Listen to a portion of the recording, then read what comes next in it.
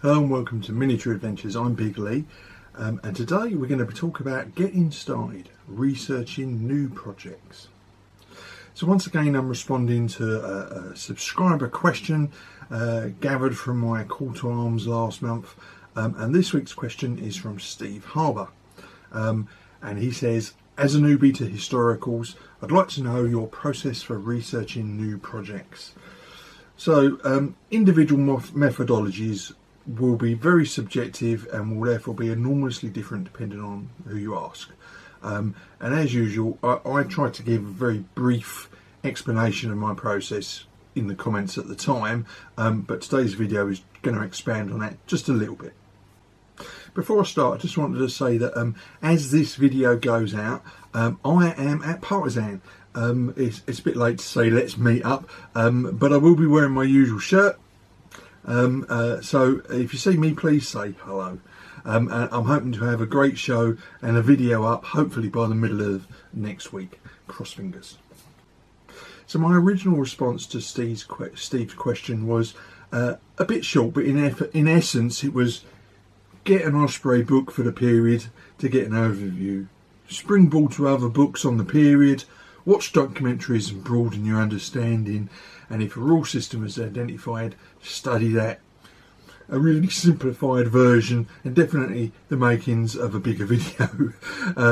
So what follows is my slightly more detailed answer. So the first step is what I call assume ignorance.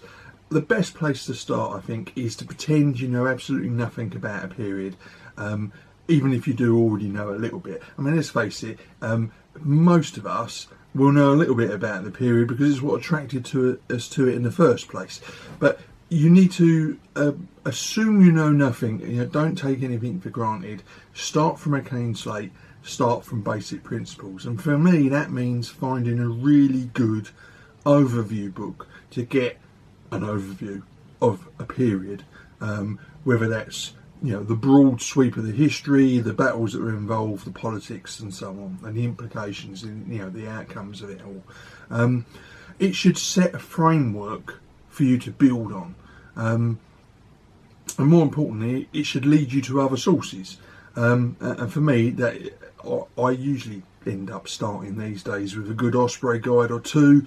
They're really good overviews, give you just enough information to get that arc of the story, the period that you want to look at, get some flavour for it and get some ideas, and then for each successive book that you add to your collection and read, you add a new layer and layer until you end up with mastery.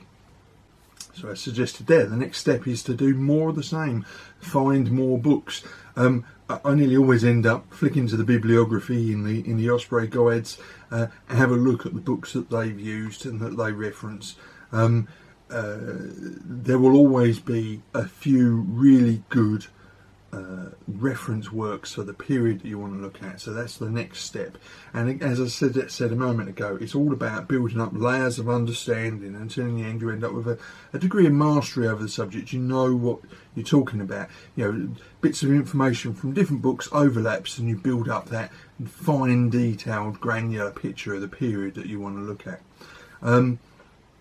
You know, reading more and more overviews and more histories, and then little bits of detail really embeds what you've learned the first time round.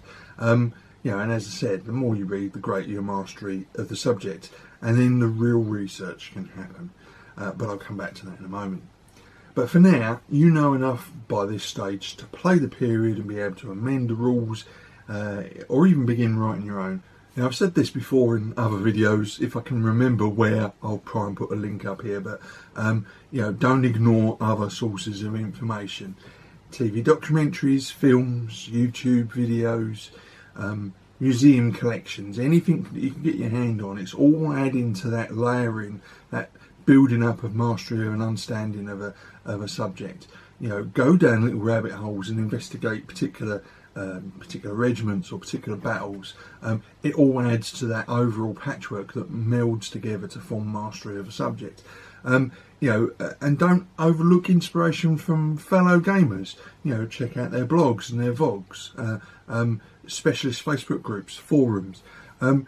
You don't be afraid to borrow good ideas from your peers. I'm a great believer in not reinventing the wheel. If somebody's done it and done it well, follow their lead on it. And and as I've said already a couple of times, all this is building towards a level of mastery of your subject so that you can start coming up with new material and presenting new rules or tackling battles in new ways and then sharing that with other people.